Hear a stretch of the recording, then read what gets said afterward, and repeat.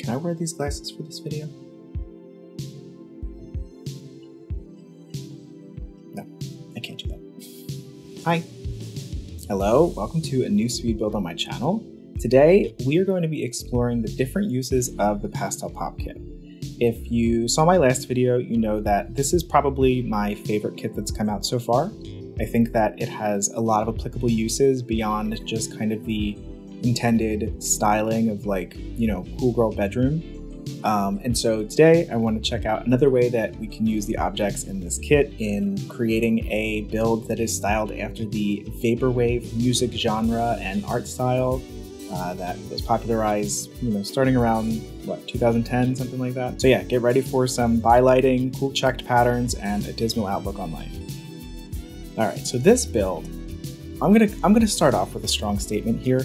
I think this is my favorite thing that I've created for this channel so far. I don't know if everybody else will feel that way. Yeah, I'm feeling pretty good about this build.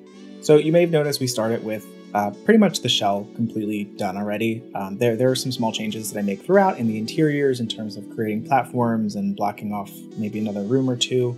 But for the most part, the building aspect of this is not included in the video today because first off, it takes me forever. Second, I haven't built a modern building like this in a little bit. And third, I felt like really the purpose of this is to explore the different ways we can use the Pastel Pop Kit, and that doesn't include building. So for all those reasons, we started with a mostly complete structure, and now we're working on the first floor. So the first floor of this place, I would say this is a deconstructed living space. And I think that'll make a little more sense as I continue to work on it. But really what I wanted to do here was kind of mimic the sort of endless digital environments that we find in Vaporwave art and Vaporwave aesthetic. I wanted this to feel really kind of disconnected, but also harmonious. I wanted this to feel like maybe there are some objects that are just floating in space. And so, yeah, I think this first floor feels, like I said, like a deconstructed living space. We end up having two sort of little loungy areas. We have a bar. A kitchen is going to be over there on the left side, connecting to the backyard. And then we also have a little dance area as well, which you can see now using the dance pad from the Get Together pack. When I was working on this, I really wanted to use as many sort of quintessential Vaporwave visuals as I could. So we'll have a lot of checked patterns. We have we have marble pillars everywhere. Drop a few statues in later on as well. And then another big piece too, of course, is sort of like these tiled areas that are in a couple different places of the build. This is definitely something that you see in Vaporwave a lot, but I also thought that this sort of mimicked the expansive grid systems that you find in Vaporwave art pretty often. So I made use of this like simple white tile. The connecting piece here too is what I talked about in my last video, which is the origins really of the Pastel Pop Kit, which is the Memphis group movement from the 1980s. I'll give a small summary here just so you don't have to watch one other video if you don't want to. But the Memphis group was essentially a group of small, young designers from the 1980s based in Milan, but also situated globally, that really came to define the look and feel of the 80s, of the 1980s. How we remember the 80s at least. So think bold clashing colors, squiggly patterns and wavy lines, jagged geometric shapes, use of commonplace materials like laminate and vinyl, MDF or not plywood. What's it called? Particle board. So the Memphis group essentially is a small group of designers from the 1980s that in many ways pushed the postmodernism movement so far forward from where it had been previously. And a lot of the design principles that we find in Vaporwave originate from the work that the Memphis group did in the 1980s. And so for me, the Memphis group, the Pastel Pop Kit, and now this Vaporwave build all kind of make sense within the same universe, even though stylistically, I think you see they end up looking pretty different. They share a lot of the same beliefs. And so one of the ways I think that I was really able to kind of translate, at least my perception of Vaporwave style, is in the kitchen here. So in the kitchen here, we have a slightly lowered floor. The floor itself is actually sand, so completely unlivable. People can't actually walk on it without ruining it. And then we have these two kind of planes, these two walls that are placed in a way where they don't connect, they don't necessarily make sense. They're sort of just floating in space, as is the table. And I think that this space really ends up kind of communicating and representing, at least how I can think to represent Vaporwave in the form of a build in The Sims 4. And I think that we see a lot of key elements in this one space as well. One of the most recurring elements of Vaporwave is the beautiful orange glowing setting sun. I figured out 2 different ways in this build to represent that. The first one, which we're starting to see here, and actually maybe we're starting to see the whole thing now. I raised this big glowing orb from the wedding pack, which, apologies in advance, I know it's a controversial pack, but I raised this big glowing orb from the wedding pack. I put it in the middle of these 2 walls, and then I used the LED light strips from the high school years pack to create those sort of scan lines that we see in Vaporwave art all the time. And it also kind of mimics the idea of a horizon around this big 3-dimensional sun that's sticking out of the wall. And then another key element of Vaporwave art is, of course, beautiful, lush palm trees and ferns and other types of big leafy foliage. Big leafy foliage.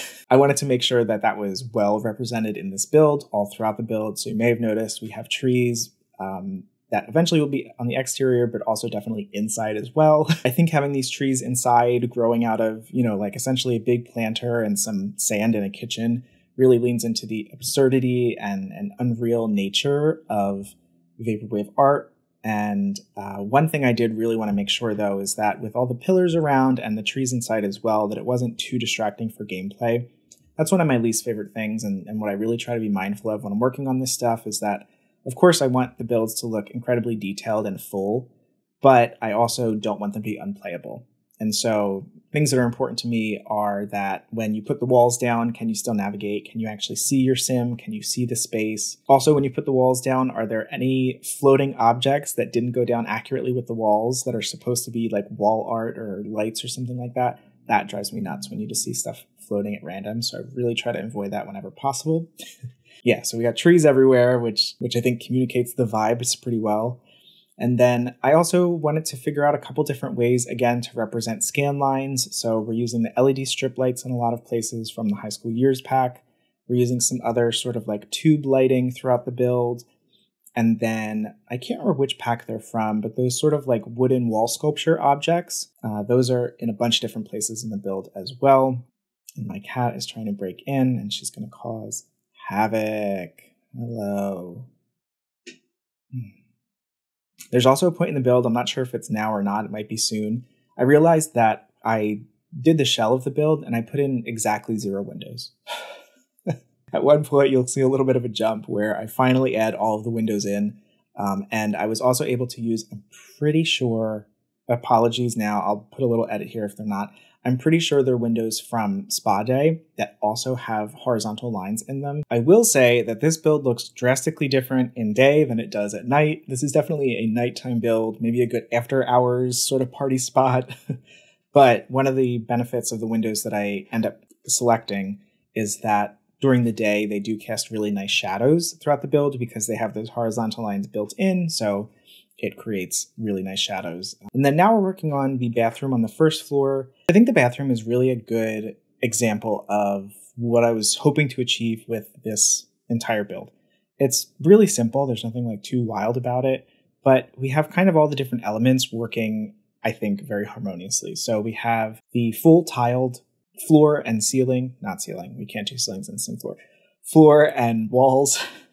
We also have this sort of like impossible waterfall on the back wall with mirrors behind it that just kind of cascade over the countertops. And then I also found these really cool panels that kind of split up the room. We have LED lights everywhere, the tube lighting as well. And of course, a little palm tree in here too. And I just feel like this space really kind of exemplifies the look and feel, especially once the colors changed and everything is just that really pretty teal color. I think it just kind of feels like one of those impossible environments and really kind of lives up to the style well. Okay, and now we're moving on to the basement. So the basement actually ends up being my favorite space in the build. One of my personal favorite kind of extensions of the Vaporwave, chill wave, retro aesthetic is what's happening right now with liminal spaces. So I feel like liminal spaces are really having a moment with the culture. But I'm obsessed with all the images and video and media out there of these places that feel like you've been there 100 times before but can't quite place it. And particularly, I love pool environments, liminal pool environments. And so I felt like this was the perfect reason for me to build something like this in The Sims 4. And so in the basement, we have a huge pool area that doesn't quite make sense. And with this space, with a lot of like liminal spaces, I think that often what you'll find is a sense of emptiness, which kind of lends itself to this sort of nostalgic and kind of uncanny feeling. But in The Sims 4, if you do that, it just looks like an empty room with 4 walls. And so I couldn't necessarily do that here. And so the way that I tried to kind of emulate this style and the feeling of a liminal space is by making decisions with the objects in the space that just don't quite make sense. They look like they should, but they don't. So one example is we have these umbrellas. We have these big umbrellas here in this underground pool. And I think you'll also start to see we'll start to see in a second, a couple different elements that I start adding in. We have 2 regular pools in this area, and we also have an onsen from the Snowy Escape pack. And then I'm not sure if I dropped it in yet or not, but we have a kiddie pool too, which I think is from a toddler pack, the toddler stuff pack. Yeah. Oh, and also here, this is one of my favorite things too. In the front of this build, I put 2 mirrored windows, which are actually mirrored to the people you see. If you're inside of the pool, you see the mirrors, and so you can't see the people that are walking in, but they see you. And so it's little things like that that I just think make this space feel uncomfortable, even though there's really no reason it should be. We also have a lot of pipes everywhere. We have this sort of endless wall of showers that doesn't make sense. I did some like built-in sinks there that actually do work, by the way, if you would like to use them for any reason. But yeah, we have these pipes kind of popping out of the pool. Again, we have a lot of those waterfalls from, I think, from the Spa Day kit. And then I also did a lot of floating furniture as well in the pools. So you'll see there's a couch in the bottom of one of them, and there's a floating chair in one of the other ones. And I also did a table that just had a little family photo on top of it and a picture. Just things that... My cat's sneezing. Not only is she jumping everywhere, but she's also sneezing, folks. I can't live. This is my attempt at creating a liminal space in The Sims 4. Like I said, this is my favorite spot ultimately in the build in its entirety, and I think it really fits the bill of feeling uncomfortable. So next we're going to move up to the 2nd floor, and on the 2nd floor we have another bathroom, a bedroom, and then sort of a working space, like a multi-purpose area. I chose to make this a home of a streamer or a gamer or something like that, which we'll see in a little bit. But yeah, that's what we got going on the 2nd floor. I think another very critical element of Vaporwave style is the inclusion of old technology. We have an older computer here. We have that little game center that kids can use. I put a couple game controllers from the debug menu sitting around up here. Downstairs, there are a handful of like CRT TVs just sitting around. All of this, I think, lends itself to that sort of nostalgic feeling that we all get when we look at Vaporwave artwork and when we listen to Vaporwave music. And then we also have here the second representation of that like beautiful glowing setting sun and some of the, again, quintessential marble statues that we see in Vaporwave artwork. I thought this would be like a nice sort of installation piece to look at while you're working. But you can see there, it's just really simple. I used those LED strips from the High School Years pack just to create the shape of a sun. But I feel like it's very effective in kind of communicating the style. So you can see here, I'm just kind of starting to set up that working area. And I used those backdrops from the Mosquito pack because they have a really incredible backdrop of like a cityscape. And again, just quintessential Vaporwave glimmering cityscapes from 1980s animes.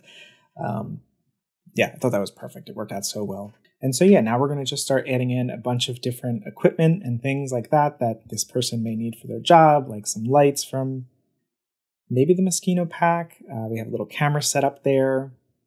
I think another quintessential piece of Vaporwave artwork is the constant use of ads or the repurposing of ads from things like Fiji water and Arizona iced tea and Pepsi, a lot of drinks actually. So you'll see throughout the build, there's a lot of different signs and advertisements and things like that just kind of placed around from different packs. I also included a small kind of storage area behind this setup. I didn't ultimately end up putting anything there in the final build, but actually, you know what? Did I include a bookshelf in this build? Oh my gosh, I think I forgot a bookshelf. Damn. Well, anyway, maybe you could put a bookshelf back there because it is open in the final build that's been uploaded to the gallery. One of the other things I love about this build is I put a couple different vending machines around, and I feel like that, again, really kind of captures the style where you have a home that you're living in you're just surrounded by all these different advertisements that really, communicates, I think, the general disdain and acceptance of capitalism and the soulless nature of advertisements that we get from Vaporwave artwork. So we have these vending machines all throughout the build that I imagine are serviced by a company to come fill them up for the people that live here. Another thing too is that Japanese artwork, like anime, Japanese characters, katakana, kanji are very, very frequently used in Vaporwave artwork. And so also knowing that vending machines are incredibly common in Japan, I thought that this kind of worked in a couple different ways for the build. And another thing that I did here too is that I used floor lights in a cyan color. I changed them to a cyan color and I put them underneath all of the sort of technology in the house and also under the beds and a couple different other objects. So it almost feels like they're glowing from within because you get this cool glow on the floor underneath them. Okay, and now we're going to start working on the outside. I had previously created the shell, then I did some decorating, and in a second here, we're going to make a big skip. We're going to jump from where we are now to the near final look, and it's really because I had to figure this out. It was really easy for me to kind of play around with the interiors and find a style that worked, but it was harder for me to communicate that or represent that style on the exterior. So I really had to play around with this. What I did find to be very helpful was to have contrasting colors, and so black and white. So whereas I used white a lot throughout the build, I found that black was just as important in creating the contrast that was needed for that white to really pop. And okay, so here we have a big jump. As you can see, massive changes here. I think the most notable thing is, of course, the grid system that I created on the outside. I really wanted to have actual representation of Vaporwave artwork that is just a endless digital space, like I was mentioning earlier. And I felt like I put this on such a big lot because I wanted the cityscape in the background that we have in the Newcrest world. And I had all this space, so I was like, this is the perfect opportunity for me to add in a huge grid system using the floor lights from the Spa Day pack and just place a bunch of random objects on there, like the endless waterfalls throughout the rest of the build, the pillars that we've seen.